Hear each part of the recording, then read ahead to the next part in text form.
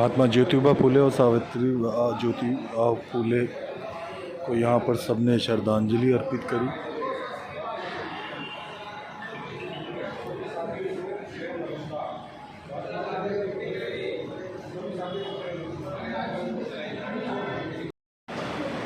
ये वो सूची है सावित्रीबाई ज्योतिबा फुले ट्रस्ट की, जो लोग संस्था के पदाधिकारी हैं या इन्होंने इस भवन को बनाने में योगदान दिया है। ट्रस्ट के तत्वाधान में जहां पर आज तीसरा विशाल भंडारा और रक्तदान शिविर लगाया गया है।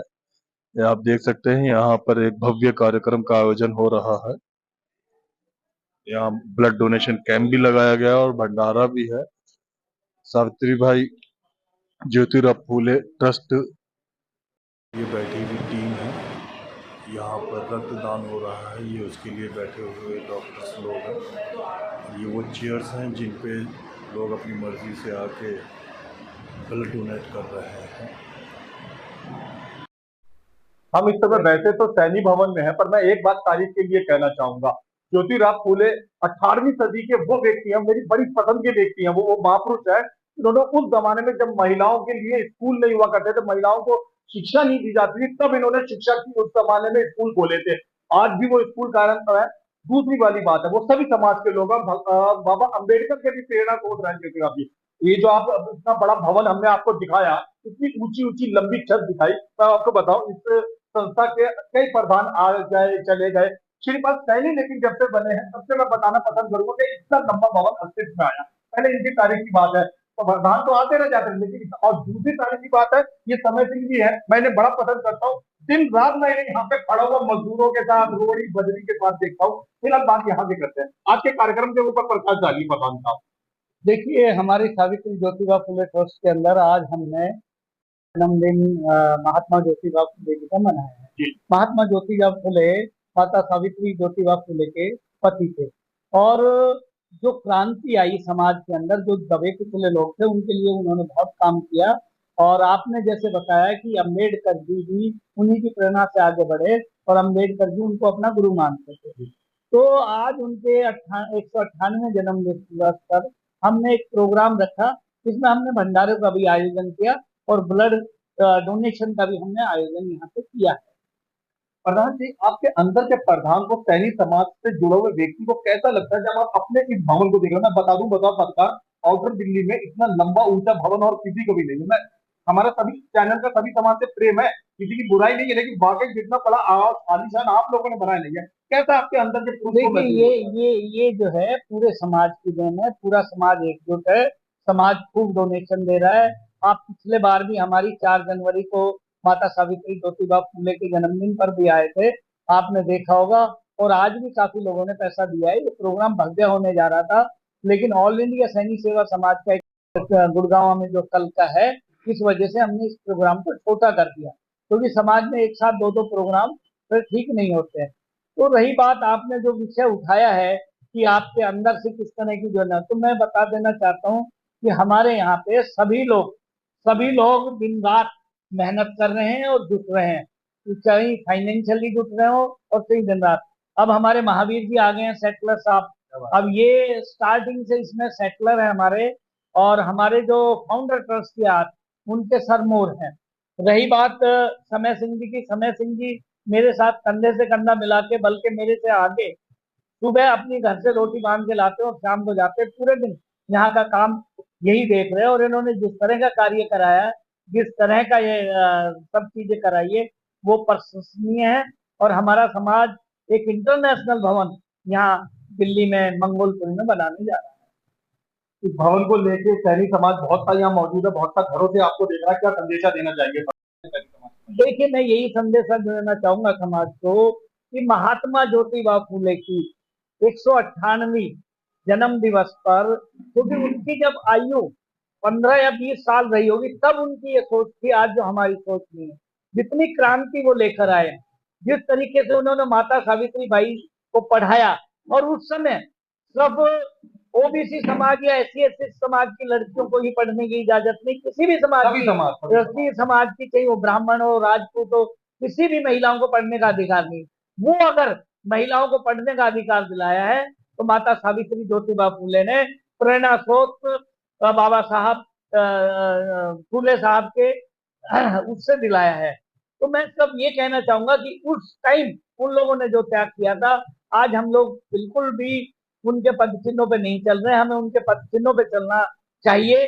और वो जितना काम कर गए उतना नहीं, तो उसका तो वाकई बहुत आसान काम है, लोग दे देते हैं। अब तो सैनिक समाज ने तरक्की कर ली, पर सुबह 9 बजे से रात 8 बजे तक खड़े रहना, बोरी बस्तर सारी चीजों पे नजर रखना, इंतजाम करवाना, ये वाकई बड़ा योगदान है। ये इनका योगदान मैं यहाँ पर रूटीन में आता जाता हूँ तो देखता रहता हूँ, बाहर खड़ा हो गए, इधर अंदर जाता हूँ, किसी को कुछ ना कुछ बताते रहते हैं। समय जी, पहले इन भवन के बारे में दर्शकों को बताइए, ये कितने समय पहले बना और अब कितना बनके तैयार हो गया? मैं इस भवन में 2008 से जुड़ा हुआ हूँ, लेकिन बीच में कुछ लोग ऐसे आगे थे, उनके कारण फिर मैं जाना बंद कर दिया मैंने। अच्छा, उसके बाद श्रीपाल सैनी जी इलेक्शन लड़े और ये जीते, तो इनके साथ मिलकर के मतलब मैंने ये सोच लिया था सुबह से पूरा टाइम दे करके और इस भवन को बनाना है, चाहे कुछ भी हो। और लोगों से पैसे मांगते रहे और इस भवन में सुबह शाम तक अपना टाइम दिया। और ये इच्छा मेरी कि भवन हमारा एक ऐसा बने कि समाज की हमारी पहचान हो और हमारी आने वाली पीढ़ी ये याद रखे कि हमारे बुजुर्ग थे। और इसमें जो ज्यादा सहयोग रहा मेरा, मैं जो ज्यादा काम कर रहा हूँ, वो हमारे जो अध्यक्ष हैं उनकी प्रेरणा से ही और उनके प्यार से ही मैं यहाँ सुबह शाम तक अपना टाइम देता हूँ और इस भवन को बनाने में अपना समय दे रहा हूँ। सपना क्या है आप लोगों का? इस भवन को हम देख रहे हैं, बड़ा भव्य ऊंचा लंबा बना दिया, और कितना तक बनाने का इरादा? सपना हमारा ये है कि हम आने वाले अपनी पीढ़ी को, अपने समाज को जिंदा रखने के लिए एक ऐसी चीज समाज को दे करके जाएं जो हमारे समाज की पहचान रहे और हमारी आने वाली पीढ़ी ये याद रखे। अब अंतिम बात की तरफ आते हैं। जो सीनियर सिटीजन या सीनियर सैनिक समाज है, वो तो वाकई जुड़े हुए और काम भी कर रहे हैं। युवा सैनिकों को आप क्या संदेशा देना? युवा सैनिकों को संदेश देना चाह रहे हैं, हमने 2nd फ्लोर पे रूम्स बनाए बड़े बड़े, और वहाँ अपने समाज के बच्चों को IAS की ट्रेनिंग फ्री में देने के लिए और हॉस्टल्स में फ्री रखने के लिए उनको हम प्रोग्राम बना रहे हैं। और हमारे आगे कार्यक्रम चलेगा तो हम अपने समाज के बच्चों को IAS की तैयारी फ्री में कराएंगे, फ्री में उनको हॉस्टल सुविधा देंगे और फ्री में खाना देंगे। आज फर्स्ट में कवरेज के लिए आया आपका बहुत बहुत चलिए ताजा खबर के बहुत बहुत स्वागत है। आपने आज ट्रस्ट में अपना बहुमूल्य समय देकर हमें अनुग्रहित किया। ये ट्रस्ट 2008 में मेरे घर से रजिस्टर्ड हुआ था। अच्छा। और मैं पहला उसका फाउंडर ट्रस्टी था। मैंने सावित्री बाई की, हिंदुस्तान का पहला ऐसा ट्रस्ट है जो सावित्री बाई, माता सावित्री बाई और ज्योतिराव फुले के संयुक्त नाम से है। जैसे राम सीता, तो सीताराम की वजह से हमने दोनों को ज्वाइंट लिया। दोनों का इस देश के अंदर शिक्षक क्रांति में, सामाजिक क्रांति में उस टाइम में बड़ा योगदान था। ज्योतिराव फुले ने अपनी पत्नी को शिक्षित किया और जो वहाँ रूढ़िवादी व्यवस्था थी उसको करार करते हुए इन्होंने उनके स्कूल खुलवाए, विद्यालय खुलवाए। उसी प्रेरणा को लेके हमारे समाज में 70 साल से दिल्ली में कोई वैसे छोटे छोटे भवन तो थे दिल्ली में आसपास, जैसे सैनिक समाज, नागलोई, भोगल, गोट की वजह काफी जगह थे, छोटी छोटी धर्मशालाएं थी, लेकिन जाने आने के साधन नहीं था। ये समाज के प्रबुद्ध नागरिकों की जमीन थी, उसमें हमारी नजर थी। हमने ट्रस्ट के लिए प्रथम श्रीपाल जी करने के सबने ये करा वो करा। हम महिलाओं की बात नहीं करेंगे तो बात अधूरी रह जाएगी। इस भवन को, इस संस्था को उज्जवल बनाने के लिए महिला का क्या योगदान था? महिला का पूरा योगदान है। आप थोड़े से लेट हो गए, यहाँ भरपूर महिलाएं थी, काफी महिलाएं थी। महिला का पूरा योगदान है। और सबसे बड़ा महिला का, अगर हमारे साथ हमारी महिलाएं अगर हमें प्रोत्साहित ना करे या हमें टाइम ना दे तो हम ये भवन नहीं बना सकते। तो आप देखिए कि एक आदमी के सक्सेस होने के पीछे उनकी महिलाओं का बहुत हाथ है। अदरवाइज समय सिंह जी की भी वाइफ कह सकती है कि आप रोज रोज वहां हो जाओ, तो वो लोग हमारे प्रति ना हमारे लगाव है और वो चाहते हैं कि हम समाज के अंदर कुछ करें, कुछ दिखाएं। तो महिलाओं का तो योगदान हमेशा रहता है। महिलाओं के बगैर तो कुछ कहीं आगे बढ़े नहीं।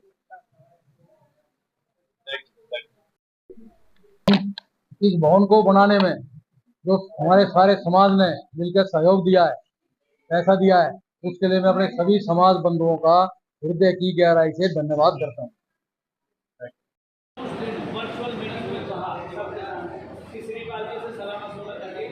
सब संस्था में अर्जुन सिंह जी के पास है, ये कैशियर है। मैं एक बात मजाक में कह रहा हूँ, चाहे कितनी भी संस्थाएं खुल जाएं, कितने भी लोग हो जाएं, जब तक कैशियर ना हो कोई संस्था तरक्की नहीं कर सकती। अब खैर मजाक खत्म। बात करते हैं अर्जुन सिंह जी, कैसा योगदान रहा आज के कार्यक्रम में सैनी समाज के लोगों का, और क्या कहना चाहेंगे आज के कार्यक्रम पर आप?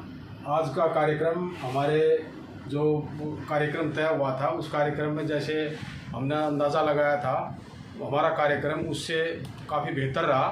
ब्लड डोनेशन कैंप था, दूर दूर से 500 स्टेट से हमारे trustee, member trustee, founder trustee, Delhi के बाहर से भी लोग आए थे। हाँ, बाहर से लोग आए हैं, काफ़ी दूर दूर से लोग यहाँ आए। कुरुक्षेत्र के सांसद, पूर्व सांसद गुरदयाल सिंह सैनी जी पधारे, काफ़ी लोग यहाँ आए। हमने जो सोचा था उससे हमारा ये कार्यक्रम है काफ़ी मतलब बेहतर तरीके से हुआ और आशाओं से काफ़ी सफल रहा हमारा कार्यक्रम। लगभग आसपास के इलाकों की बात करें तो इतना बड़ा भवन, सैनी भवन कहीं पर भी नहीं बना हुआ जितना विशालकाय आपने बना हुआ। लोगों के योगदान पर क्या कहना चाहेंगे?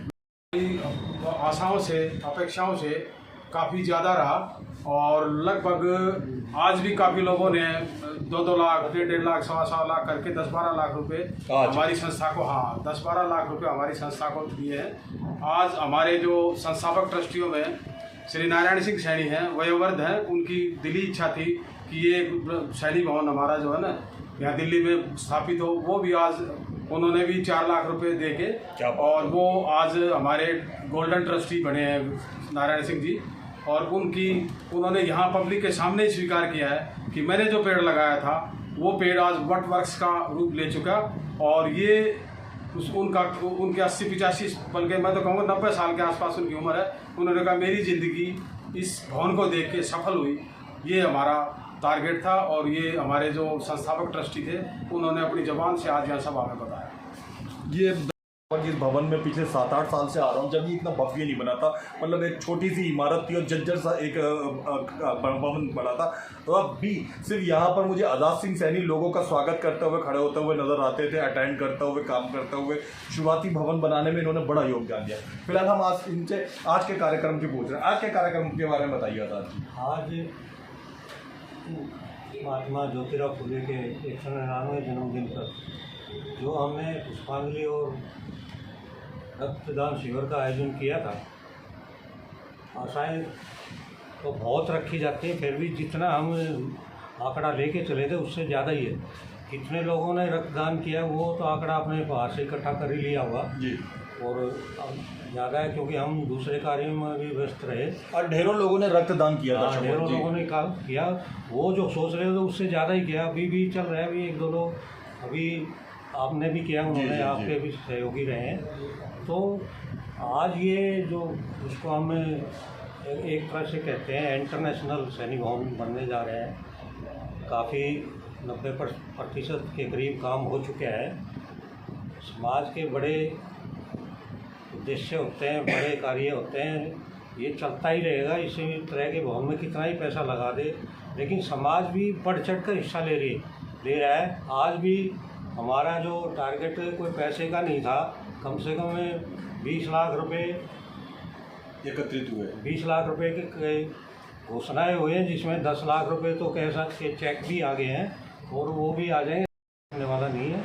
और इसको हम बहुत अच्छा, एक जिज्ञासावाची सवाल पूछना चाहूँगा, क्या इस संस्था में योगदान देने के लिए अर्जुन सिंह जी, आज़ाद सिंह जी या हम हमारी उम्र के ही लोग नज़र आते हैं या युवक युवतियाँ महिलाएं भी आगे बढ़ चढ़कर योगदान देते हैं? नहीं, अगर आज की बात करें, आज मेरे ख्याल 3-4 युवा ट्रस्टी बने हैं। अच्छा, और मुश्किल 30 से बिलो ही होंगे वो। अच्छा, मतलब 25-30 साल के मिनिमम। अच्छा, वो बात नहीं है, युवा भी अब जागरूकता समाज में आई है। और महिलाएं भी हैं हमारे। आज तो नहीं थी महिलाओं का उसमें, पिछली बार 80% स्कूल की टीचरें यहाँ पर आई थी और योगदान भी दिया था। तो 80% महिला ही थे और महिलाएं ट्रस्टी भी हैं हमारे यहाँ, कई महिलाएं हैं।